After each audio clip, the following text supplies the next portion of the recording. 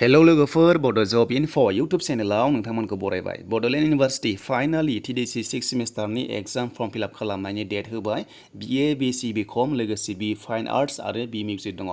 जायफोर नोंथांमोना 6th सेमाव फरायगासिनो दङ रेगुलार आरो एरियार आरो लोगोसे बेटारमेन्ट नोंथांमोना फर्म फिलआप खालामनो हासिगोन आरो बिनि लास्ट डेटआ 7 आगस्ट जुदि नोंथांमोना खालामाबा एग्जाम होनो हानाय नङा थ' बिनि सिगां खालामाबाबो नोंथांमोना लेट फाइन नांगोन आरो बिनि नोंथांमोना खालामाबाबो एग्जाम होनो हानाय नङा दा फाइनालि नोंथांमोना अफिशियेल नटिफिकेशन मोनसिगोन गोबां कमेन्ट्स खालामदोंमोन TDC 6th सेमिस्टारनि एग्जामा माब्ला जागोन दा फाइनालि नोंथांमोना एग्जामखौथ' होनो मोनखासिगोन नाथाय नोंथांमोना फर्मखौ साबमिट खालामग्रोनांगोन अफलाइनसो खालामनांगोन गाव गावनि कलेजाव दा बेनिखायनो जों थांसे गोबाव खालामलिया अफिशियेल नटिफिकेशन नायनोसै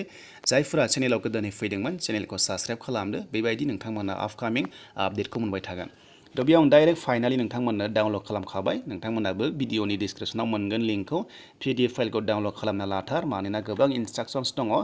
दा बेयाव बुंदोंनो लोगोफोर आं डाइरेक्ट नोंथांमोननो बर' रावजोंनो गासैखौबो रोखा रोखा खिन्थाखानोसै बेयाव आं फरायबाय थाला दा बेयाव दङ जायफोर 6th सेमिस्टार रेगुलारनो बेनो जाबाय BA B.Sc B.Com B fine arts आरो लोगोसे B.Music दङना बे जाबाय रेगुलार आरो लोगोसे दङ 8th सेमिस्टार थ' 8th सेमिस्टार होननाय लोगो लोगो नोंथांमोनाथ' मिथिखायोना फाइन आर्ट्स बेनिफ्राय B.Music थायो थ' बेयाव नोंथांमोना फर्म फिलआप खालामनांसिगोन आरो बिनि फर्म फिलआप खालामनायनि डेटआ जागायबाय 29 जुलाइनिफ्राय बिनिफ्राय लास्ट डेटआ साबमिसननि लास्ट डेटआ उइदाउट फाइन नोंथांमोना फाइन होनांनाय नङा बिनि लास्ट डेटआ जाबाय नोंथांमोना नुनो मोन्दों 5 आगस्ट बिनिफ्राय दानिया फाइननि जुदि 5 आगस्टसिम खालामाबा 7सिमबो खालामनो हागोन नाथाय फाइन होनांगोन बेनो जाबाय लेट फाइन बे जाबाय डेटआ 7 आगस्ट थ' नोंथांमोना 7 आगस्टनि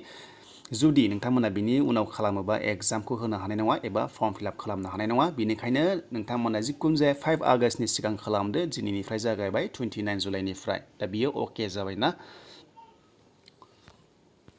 दा बिनिफ्राय जोङो नायनोसै फिसआ बेसेबां जामारगोन थ' बेयाव दङ नै डिटेल्स अफ फी स्ट्राक्चार फर 6th सेमिस्टार दा बेयाव नायना लादो दा सिरियाल नाम्बार 1 आव नुनो मोनदों जायफोरा रेगुलार ना नोंथांमोना रेगुलार आरो मेजर दङ नोंथांमोननि नै साबजेक्टनि माखासे दङ एफिलिएटेड दा बेयाव फिसआ 792 जागोन आरो जायफोरा रेगुलार नोंथांमोना अनार्स दङ फर नन एफिलिएटेड साबजेक्ट्सनो बे जाबाय 1016 रुपिस बेनिफ्राय जायफोरा आरोबाव रेगुलार जेनेरेल नोंथांमोना एफिलिएटेड साबजेक्टआ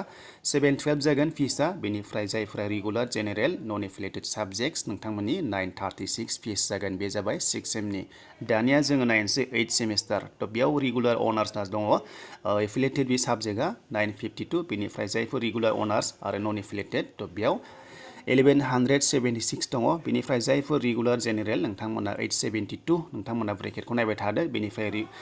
रेगुलार जेनेरेलाबो 1096 नो बेयाव नोंथांमोना नुनो मोन्दों बेनिफ्राय लेट फाइन नांगोन दै लेट फाइना 200 जागोन बेनिफ्राय सेन्टार फिसआ 250 थ' नोंथांमोना बेखौ जेसे हागौ थाबैनो फर्म फिलआप खालामबानो जाबाय बेनिफ्राय प्रेक्टिकेल एग्जामखौ उनाव डिसाइड खालामगोन कलेजआ दा बेनिफ्राय नोंथांमोना मा खालामनांगोन बेखौथ' नोंथांमोना अफलाइनसो खालामनांगोन बेनिखायनो नोंथांमोना गाव गावनि कलेजावनो हैनांगोन आरो बे फर्मखौ एबा सफ्ट कपिखौ कलेजासो इउनिभार्सिटियाव हरनाय जागोन आरो बेखौ हरनांगौनो 10 आगस्टनि सिगां कलेजा बेखौ दायथ' लानांगौ एबा हरनांगौ बेनिफ्राय नाम्बार 2आ बुंदों कलेजा दायथ' खालामगोन एबा लागोन भेरिफाइ खालामगोन रेजिस्ट्रेसन नाम्बारफोरखौ स्टुडेन्टसफोरनिखौ थ' बेनिखायनो बे कलेजनि खामानि जाहैबाय दा कलेजासो खालामगोन बेखौ दा बेनिफ्राय नायदो फर्म फिलआपखौ मारै खालामनांगौ नोंथांमोना गाहायाव मोनगोन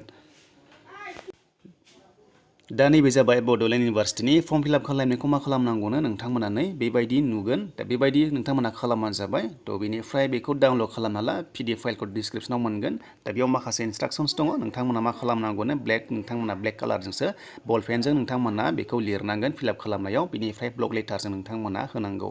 दा बेनिफ्राय लोगोफोर बेयाव आरो 2आव दंबावोना वान बक्स मोनसे दङ सुल बि लेफ्ट ब्लेंक होनना बुंदों माने ब्लेंक मोनसे दोनथार हो थ' लोगोफोर जोङो फर्म फिलआप खालामबा मोनसे ब्लेंकखौ दोनथार बिथिं लिरदो ओमफ्राय बिथिं लिरदो फार्स्टआव बेयाव लिरदो नोङो बेनिफ्राय बे बक्सखौ ब्लेंक दोनथारनांगोन ओमफ्राय बिथिं नोङो फिलआप खालामदो थ' बे क्लियार जाबायना थ' बेखौ नोंथांमोना मोजाङै मोजां खालामबानो जाबाय ओमफ्राय नोंथांमोना ब्लक लेटारजों नोंथांमोना खालामबानो जाबाय ब्लक लेटारजों खालामनांगौ होनना बुंदों नै लोगोफोर नोंथांमोना बेयाव माखासे गाइडलाइन्स दङ नाम्बार 3 आव नाय थ' बेयाव मोनसे गाइडलाइन्स दङ दा एप्लिकेसन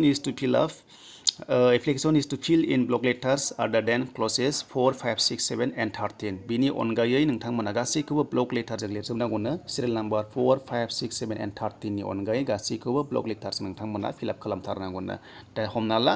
1खौ खालामनांगोन 2खौ खालामनांगोन बेनिफ्राय 3 दङ ना बेनिफ्राय नोंथांमोना नुदों बेखौ खालामनांगोन आरो थ' तो 4 खौ नांलाया बेयाव बुंदों बिनिफ्राय 5 खौबो नाङा 6 खौबो नाङा 7 नाङा 8 आव फैलायबाय दा 8 आव फैनाय लोगो लोगो नै नोंथांमोना एनरलमेन्ट नाम्बार नुदोंना बेखौ नोंथांमोना ब्लक लेटारजों लिरथारनांगोन नोंथांमोना बुजिबाय 4 5 6 7 आरो 30 नि अनगायै गासैखौबो ब्लक लेटारजों नोंथांमोना लिरनांगौनो तो बे अके जाबायना दानिया बुंदों मा हरनांगोन दानिया फर्म फिलआप खालामनायाव बुंदों copies of HS pass certificate बिनिफ्राय बिउ रेजिस्ट्रेशन सार्टिफिकेट दुलि